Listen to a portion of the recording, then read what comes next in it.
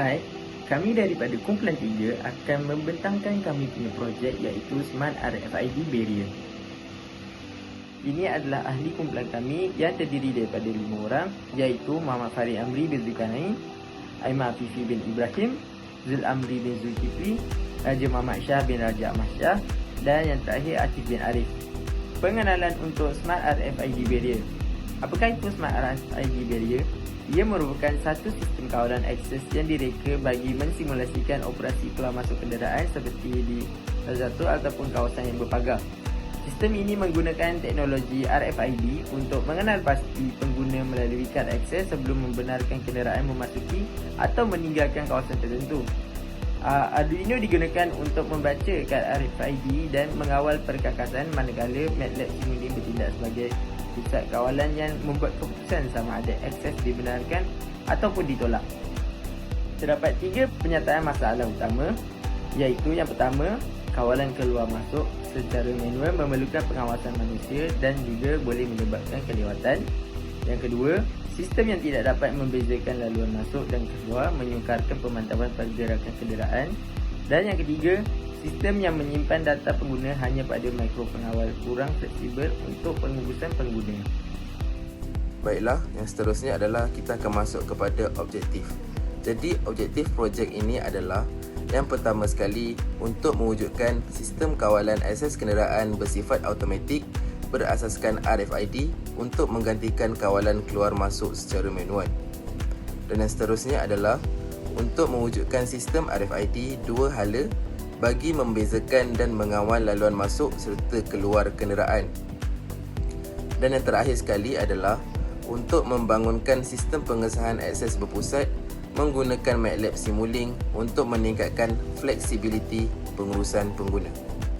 Dalam projek ini, kami telah menggunakan beberapa komponen iaitu satu breadboard, beberapa jumper wire, satu Arduino Uno, 2 LED merah dan LED hijau, 2 buzzer, 2 RFID RC522 dan 2 servo motor SG90. Okey, baiklah, untuk operasi sistemnya pula, kenderaan akan menghampiri lorong masuk ataupun keluar dan mengimbas kad RFID. RFID reader akan membaca UID card tersebut kerana UID card sangatlah unik dan juga berbeza, setiap kad lain UID. Arduino membaca UID dan menghantar data ke MATLAB Simulink melalui komunikasi serial. MATLAB Simulink menyimak UID tu sama ada dia akan kenal pasti yang ianya ialah pintu masuk ataupun pintu keluar. Dan juga dia akan semak UID yang keluar yang dihantar tu dia dalam senarai yang dibenarkan ataupun tidak. Sekiranya dia dibenarkan,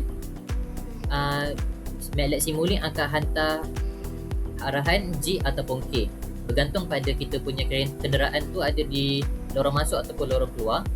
Dan kemudian LED hijau akan diaktifkan, buzzer akan berbunyi 1 kali dan servo akan membuka palang. Selepas beberapa saat, servo akan pusing semula 90 darjah ke bawah untuk menutup balik palang yang telah dibuka tadi. Jadi kalau UID yang di-scan itu tidak dibenarkan, MATLAB akan menghantar signal X ataupun Y dan LED merah akan menyala sebanyak 3 kali dan buzzer juga akan membunyi sebanyak 3 kali juga dan palang akan kekal tertutup. Ini merupakan carta alih untuk kami punya projek. Sama juga macam sistem operasi tadi.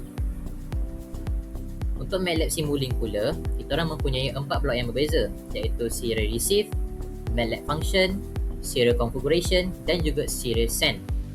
Untuk menjayakan projek ini, kami memerlukan integrasi antara Arduino IDE punya software dan juga MATLAB Simulink. Disebabkan Simulink ni dia tak ada software ataupun orang kata add-on ataupun juga blok yang sesuai untuk membaca UID daripada RC522. Jadi Arduino IDE ni digunakan disebabkan dia ada add-on yang untuk RC522 tu lah.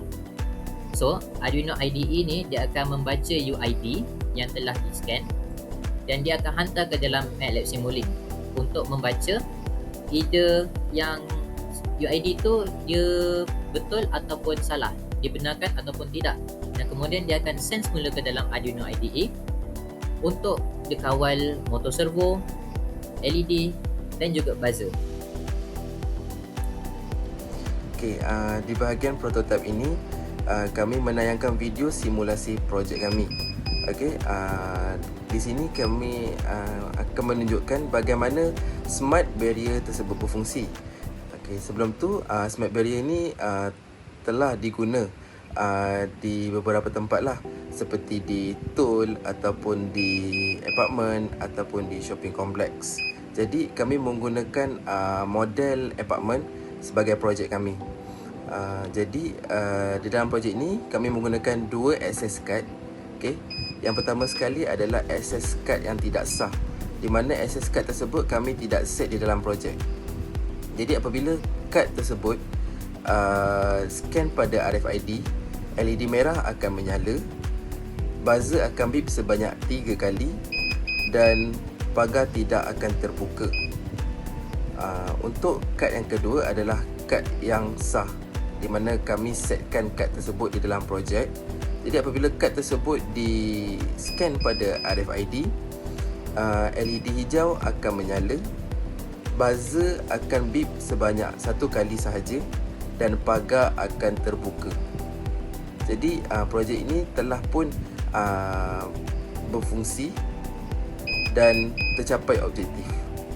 Keputusan pengujian, lokasi imbasan, terdapat 2 lokasi imbasan, iaitu lorong masuk dan lorong keluar, dan setiap lorong tersebut ada 2 status UID. UID boleh jadi sah atau UID itu tidak sah. Jika UID sah pada lorong masuk, LED hijau akan on, buzzer berbunyi 1 kali, servo motor akan buka palang akan ditutup semula selepas beberapa saat. Kalau UID tidak sah, LED merah akan menyala, buzzer berbunyi 3 kali, palang kekal tutup. Maknanya palang tu tidak dibuka oleh servo motor. Lorong keluar pula, jika sah, LED hijau akan on, buzzer berbunyi 1 kali, servo motor muka palang akan ditutup semula selepas beberapa saat. UID tidak sah, LED merah on, buzzer berbunyi 3 kali, palang akan tetap tutup. Cabaran dan solusi. Cabaran pertama yang kami tempuhi adalah wayar tidak tersusun dan menyusahkan pemasangan wayar pada komponen lain seperti pin Arduino dengan ataupun servo motor. Kami punya solusi adalah membuat wire management untuk memudahkan penyambungan wayar. Nombor kedua, pada awal projek, motor servo pada lorong keluar tidak berfungsi. Walaupun coding, programming semua dah betul, kami mengambil inisiatif untuk membeli motor servo baru. Nombor 3, kami semua tidak biasa dengan penggunaan Simulink, sebab perkara ni programming tu macam benda yang baru. Kami punya solusi adalah buat pembincangan, mencari maklumat cara penggunaan Simulink dan bekerjasama dalam penggunaan itu. Okey, sekarang saya akan bentangkan tentang kelebihan projek. Yang pertama ialah kawalan akses yang lebih selamat, iaitu hanya kad RFID yang mempunyai UID yang telah dibenarkan sahaja akan diberikan akses. Ini dapat mengurangkan risiko kemasukan kenderaan yang tidak dibenarkan. Yang kedua pula, pengesahan akses secara automatik, iaitu sistem melakukan pengesahan secara automatik tanpa memerlukan pengawal untuk membuka ataupun menutup palang itu tersebut. Yang ketiga pula, mempercepatkan aliran keluar masuk kenderaan. Proses pengesahan RFID ini dia ambil masa beberapa saat saja. Kesimpulan daripada projek ini ialah projek ini berjaya membangunkan sistem akses pintar berasaskan RFID yang mampu mengawal pintu masuk dan pintu keluar secara automatik. Arduino digunakan untuk membaca UID kad RFID dan mengawal perkakasan. Manakala MATLAB Simulink pula berfungsi sebagai pusat kawalan yang mengesahkan identiti pengguna sebelum memberikan kebenaran akses. Hasil pengujian menunjukkan bahawa sistem dapat membezakan pengguna yang dibenarkan dan tidak dibenarkan serta dapat mengendalikan kedua-dua pintu dengan baik. Pendekatan kawalan berpusat ini menjadikan sistem lebih mudah diurus, lebih fleksibel untuk dikembangkan dan berpotensi diintegrasikan dengan pangkalan data ataupun teknologi IoT, Internet of Things, pada masa hadapan.